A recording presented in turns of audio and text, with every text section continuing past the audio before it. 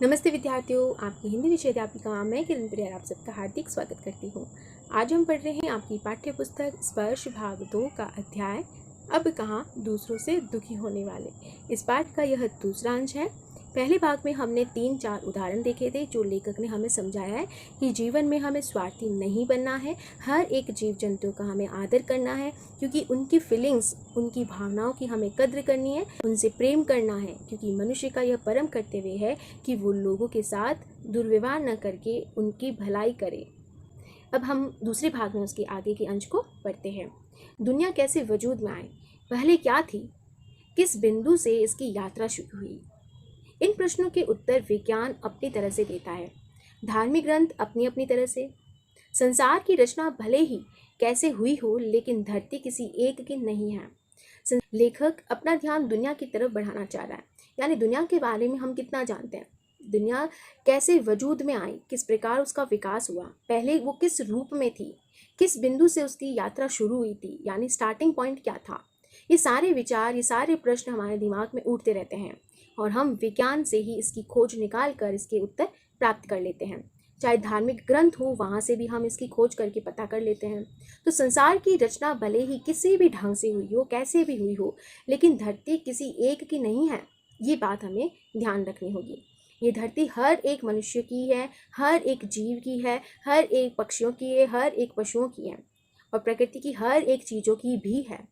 चाहे वो पंछी हो, मानव हो, पशु हो, नदी हो, पर्वत हो, समुद्र आदि की इसमें बराबर की हिस्सेदारी है। पृथ्वी को इन सब में बांटा गया है। किसी अकेले मनुष्य का इस पृथ्वी पर अधिकार नहीं है, बल्कि इन सभी का अधिकार है। यह और बात है कि इस हिस्सेदारी में मानव जाति ने अपनी बुद्धि से बड़ी बड़ी दीवारें खड़ी कर दी हैं। मनुष्य ने क्या किया, अपनी बुद्धि का प्रयोग किया और इसमें बंटवारा शुरू कर दिया। प्राकृतिक रूप से देखा जाए तो प्रकृति में किसी प्रकार का कोई भेदभाव नहीं होता, लेकिन मनुष्य ने अपनी सोच, अपने स्वार्थ के लिए सब जगह में दीवारें खड़ी कर दी। हर देश अलग अलग हो गया, हर प्रांत अलग अलग हो गया और मनुष्य जहाँ रहता है उसमें भी वो दीवारें खड़ी कर देता है। पहले पूरे संसार एक परिवार के समान हुआ करता था, अब टुकड़ों में बट गया है। अलग अलग देश, अलग अलग महासागर, अलग अलग प्रांत में बट गया है। एक दूसरे से वे सब दूर हो गए हैं। पहले बड़े बड़े दालानों, आंगनों में सब मिलजुल कर रहा करते थे। संयुक्त परिवार में प्रेम हुआ करता था और कब सुबह हुई, कब शाम हुई, कितना काम हुआ, किसी को कोई एहसास नहीं होता था। लेकिन अब क्या हो गया, अब सभी लोग अकेले रहना पसंद करते हैं, एकल परिवार हो गया है और सब अपना खुद का घर अलग बनाना चाहते हैं, अलग दुनिया बसाना चाहते हैं। और इसीलिए हम देखते हैं कि हमारे आसपास जो घर हैं वो बहुत संख्या में बढ़ गए हैं। यहाँ तक कि धरती पर जगह भी नहीं है मनुष्य के रहने के लिए। अब मनुष्य अपने स्वार्थ, अपनी इच्छा को पूरा करने के लिए क्या करता है, वो छोटे छोटे डब्बे जैसे घरों में अपना जीवन समेट लेता है। बढ़ती हुई आबादियों ने समंदर को पीछे सरकाना शुरू कर दिया। मनुष्य की जनसंख्या बढ़ती जा रही है, जिसकी वजह से रहने के लिए जगह नहीं मिल पा रही। तो मनुष्य ने बुद्धि का प्रयोग करके समुद्र के ऊपर ज़मीन बनाना शुरू कर दिया, वहाँ पर घर बनाना शुरू कर दिया। तो उसने क्या किया, समुद्र को पीछे धकेल दिया और वहाँ जहाँ समुद्र था वहाँ पर वो अपना घर बना रहा है। पेड़ों को रास्ते से हटाना शुरू कर दिया। फैलते हुए प्रदूषणों ने पंछियों को बस्तियों से भगाना शुरू कर दिया। लोगों की आवाजाही बहुत बढ़ गई है, फिर लोगों के आने जाने के लिए साधन बन गए, प्रदूषण फैलने लगा, गाड़ियों का इस्तेमाल होने लगा, बारूदों की विनाश लीलाओं ने वातावरण को सताना शुरू कर दिया। अब गर्मी में ज़्यादा गर्मी, बेवक्त की बरसात, जलजले, सैलाब, तूफान और नित्य नए रोग मानव और प्रकृति के इसी असंतुलन का परिणाम है। अब आए दिन हम देख रहे हैं कि तूफान आ रहा है, बाढ़ हो रही है, प्राकृतिक प्रकोप हो गया है। जैसे अभी हम देख रहे हैं कोरोना काल चल रहा है, ये बड़ी बड़ी भयानक महामारियाँ चल रही है। तो ये प्रकृति की देन नहीं है, ये कुदरत की देन नहीं है, ईश्वर की देन नहीं है। यहाँ हम कहेंगे कि मनुष्य ने अपने स्वार्थ के लिए ऐसे कारनामे किए हैं, ऐसे प्रयोग किए हैं जिसके परिणाम भयानक हुए हैं और प्रकृति को नुकसान पहुँचा है और प्रकृति में असंतुलन हुआ है। इसी के वजह से प्रकृति का जो समय होता है, मौसम का जो समय होता है, वो बिन मौसम ही हो रहा है और इसका ही इफ़ेक्ट हमारे पर पड़ता है और हमें उसका नुकसान भरना ही पड़ेगा। हम प्रकृति के साथ खिलवाड़ कर रहे हैं, लेकिन हम ये नहीं देख रहे कि इसी का नुकसान हमें ही उठाना पड़ेगा। नेचर की सहनशीलता की एक सीमा होती है। किसी भी मनुष्य की या किसी भी प्राणी की, यहाँ तक कि प्रकृति की भी अपनी एक सीमा है कि वो सहन करे। लेकिन मनुष्य इतना अंधा हो गया है अपने स्वार्थ के चक्कर में कि उसे कुछ भी नहीं दिख रहा। फिर क्या है, फिर तो प्रकृति के गुस्से के प्रकोप को झेलना है। उसका एक नमूना उसके सामने है। जैसे कुछ साल पहले उदाहरण दिया है बम्बई, जो कि मुंबई नाम से अब जानते हैं, और यह नमूना इतना डरावना था। प्रकृति का ये जो प्रकोप है, गुस्सा है, जिसका उदाहरण इतना भयानक दिया है कि बम्बई निवासी डरकर अपने अपने पूजा स्थल में अपने खुदाओं से प्रार्थना करने लगे थे। हमने बम्बई के किस्से के बारे में सुना है कि बम्बई में इस तरह से तबाही हुई थी, प्राकृतिक प्रकोप हुआ था, प्रकृति ने गुस्सा दिखाया था, जिससे पूरी मुंबई डर गई थी। और वो सिर्फ और सिर्फ उसके पास एक ही चारा था कि ईश्वर की शरण में जाए, उनसे प्रार्थना करे कि सब कुछ ठीक हो जाए। सभी लोग पूजा स्थल में गए और खुदाओं से प्रार्थना करने लगे। कई सालों से बड़े बड़े बिल्डर समंदर को पीछे धकेल कर उसकी ज़मीन को हथिया रहे हैं। बेचारा समंदर लगातार सिमटता जा रहा है। अभी यहाँ हम समुद्र को एक मानव के समान देख रहे हैं। समुद्र को हम स्वार्थ के लिए समेटने लग गए। समुद्र पहले सिमट गया, पहले तो फैला हुआ था, लेकिन जब हमने ज़मीन बनाना शुरू किया तो हमने पहले उसके पाँव को समेट लिया, फिर वो बैठ गया, फिर इसलिए क्या हुआ, उसकी जगह कम हो गई। अब हमें और ज़रूरत पड़ी तो फिर वो अकड़ू की तरह बैठ गया था, और फिर हमें और ज़रूरत पड़ी तो अब उसके लिए जगह जितनी थी वो भी हमें चाहिए थी। फिर समुद्र ऐसे में खड़ा हो गया, यानी पाँव जितनी जगह पर ही वो अपने आप को टिका पाया। हमने निस्वार्थ होकर और उसके साथ खिलवाड़ किया। फिर क्या था, फिर तो उससे गुस्सा आना वाजिब था। जो जितना बड़ा होता है उसे उतना ही कम गुस्सा आता है, परंतु आता है तो रोकना मुश्किल हो जाता है। और यही हुआ। उसने एक रात अपनी लहरों पर दौड़ते हुए 3 जहाज़ों को उठाकर बच्चों की गेंद की तरह 3 दिशाओं में फेंक दिया। किसे? उन जहाज़ों को। उसमें से एक जहाज वर्ली के समुद्र के किनारे पर आकर गिरा, दूसरा बांद्रा में कार्टन रोड के सामने औंधे मुंह, और तीसरा गेटवे ऑफ इंडिया पर टूट फूट कर सैलानियों का नज़ारा बना। सैलानियाँ जो वहाँ पर घूमने वाले लोग होते हैं, बाहर से आने वाले टूरिस्ट होते हैं, तो उनके लिए वो एक नज़ारा बन गया था। इसके बावजूद कोशिश वे फिर से चलने फिरने के काबिल नहीं हो सके, यानी जो जहाँ गया वो फिर से काम में नहीं लिया जा सका, पूरी तरह से नष्ट हो गया, क्योंकि मनुष्य ने अपने स्वार्थ के समुद्र के साथ छेड़खानी की और उसका परिणाम भी उसे झेलना पड़ा। मेरी माँ कहती थी, यहाँ लेखक की माँ बचपन में उनसे कहा करती थी कि सूरज ढले आंगन के पेड़ों से पत्ते मत तोड़ो, पेड़ रोएंगे। यानी हम मनुष्य भी पेड़ पौधों के प्रति अवेयर नहीं रहा है, बिल्कुल भी ध्यान नहीं दे पा रहा है। पहले सही कहते थे लोग कि शाम के वक्त, सूरज ढलने के वक्त पेड़ पौधे को काटना नहीं चाहिए, उनसे पत्ती नहीं तोड़नी चाहिए, क्योंकि उन्हें दुख होता है, उन्हें दर्द होता है। शाम का वक्त होता है तो वे उस समय सो रहे होते हैं। जैसे कि हम लोग अगर रात को सो जाते हैं, सोने के वक्त में कोई आएगा और हमारे साथ चुट्टी काटेगा तो हमें गुस्सा आएगा, हमें दर्द होगा और हम उसके साथ परेशान हो जाएंगे। वैसा ही दर्द, वैसे ही परेशानी उन पौधों को भी होती है। इसीलिए हमें पौधों और प्रकृति के प्रति प्रेम भाव रखना चाहिए, उनका सम्मान करना चाहिए, और जो रूल्स, जो नियम बनाए गए हैं उनकी पालना भी करनी चाहिए। दिया बाती के वक्त फूलों को मत तोड़ो, यानी शाम के वक्त जब हम दिया बत्ती करते हैं, ईश्वर की आराधना करते हैं, तो उस समय हमें फूलों को नहीं तोड़ना चाहिए। और ये सारे नियम सही भी है, लेकिन हम अब इनको फॉलो नहीं कर पा रहे हैं, बट हमें करना चाहिए। फूल बद्दुआ देते हैं, यानी जब आप शाम को तोड़ोगे तो वो आपको आशीष नहीं देंगे। दरिया पर जाओ तो उसे सलाम किया करो। दरिया मतलब कोई भी नदी तालाब आए तो हमें उसको सलाम करना चाहिए। हम लोग क्या करते हैं, हम तीर्थ यात्रा पर जाते हैं, सिर्फ गंगा नदी या यमुना नदी जो पूजनीय है, हम उन्हीं को ही प्रणाम करते हैं, उन्हीं की पूजा करते हैं। लेकिन हमें हमारे मन में सभी दरिया, सभी तालाब, पानी के प्रति प्रेम भाव रखना होगा।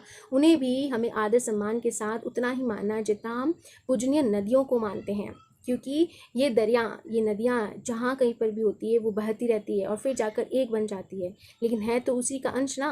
क्योंकि जिस प्रकार से हमारे माता पिता प्रमुख होते हैं, हम उनका सम्मान करते हैं, वैसे ही दरिया जो है वो भी कहीं ना कहीं हमारे लिए सहायक होती है, तो हमें भी उनका सम्मान करना चाहिए।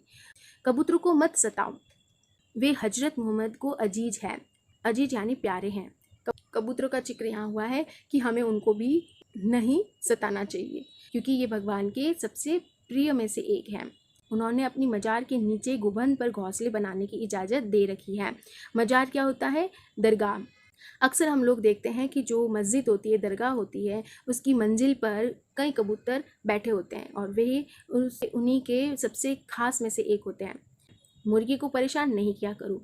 मुर्गी को क्यों कहा गया यहाँ पर? क्योंकि जिस मुर्गा हमें सुबह उठने के लिए मददगार है, वो हमें अपनी आवाज़ से जगा देता है। अभी क्या हो रहा है, आज के समय में हम अलार्म चलाते हैं जिससे हम सही समय पर उठ सकें, पर ये जो सुविधाएं पहले हुआ करती थी वो सही है, उसे ही हमें अब भी मानना चाहिए, अब भी उसका सम्मान करना चाहिए।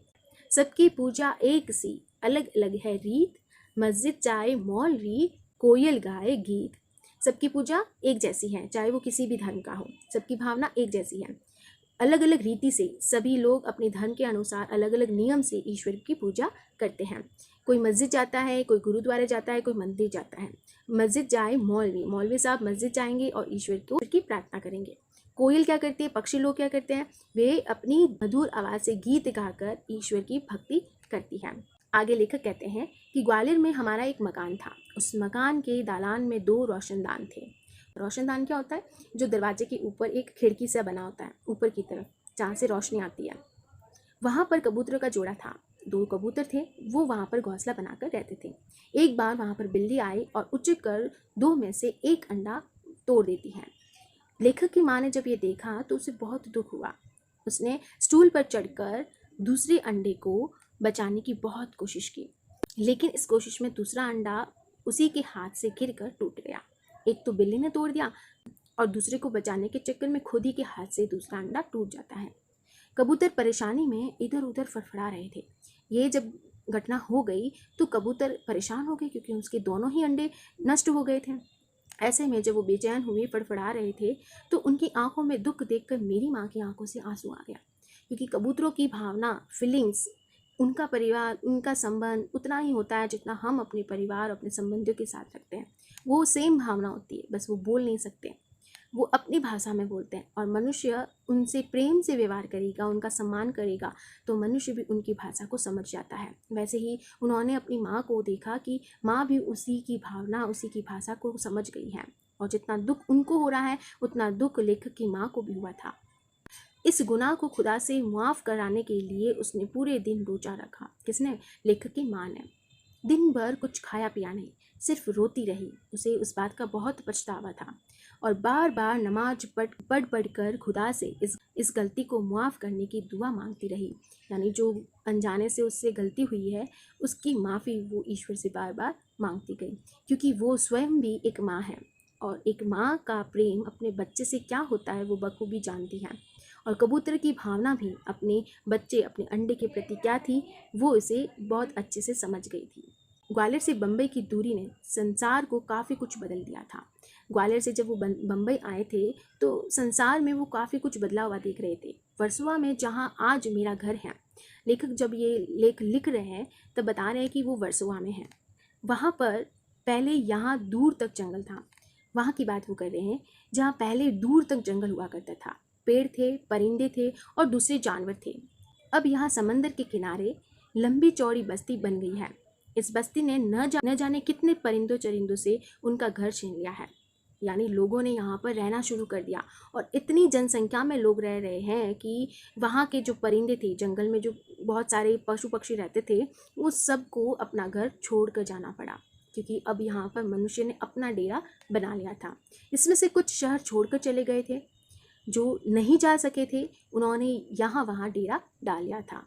इनमें से 2 कबूतरों ने मेरे फ्लैट के एक मचान में घोंसला बना लिया था। किसकी बात हो रही है? उन 2 कबूतर की जो उसके फ्लैट में आए थे, घोंसला बनाकर रह रहे थे। बच्चे अभी छोटे हैं, किसके? कबूतर के। उनके खिलाने पिलाने की जिम्मेदारी अभी बड़े कबूतर की है। वे दिन भर में कई बार आते जाते हैं और क्यों न आए जाए, आखिर उनका भी घर है। ये भावना हम सब में होनी चाहिए। लेकिन उनके आने जाने से हमें परेशानी भी होती है। वे कभी किसी चीज़ को गिरा कर तोड़ देते हैं, कभी मेरी लाइब्रेरी में घुसकर किताब या मिर्जा गिलाब को सताने लगते हैं। इस रोज रोज की परेशानी से तंग आकर मेरी पत्नी ने उस जगह जहां उनका आशियाना था, ठिकाना था, एक जाली लगा दी है। उनके बच्चों को दूसरी जगह कर दिया है। उनके आने की खिड़की को भी बंद कर दिया जाने लगा है। खिड़की के बाहर अब दोनों कबूतर रात भर खामोश और उदास बैठे रहते हैं।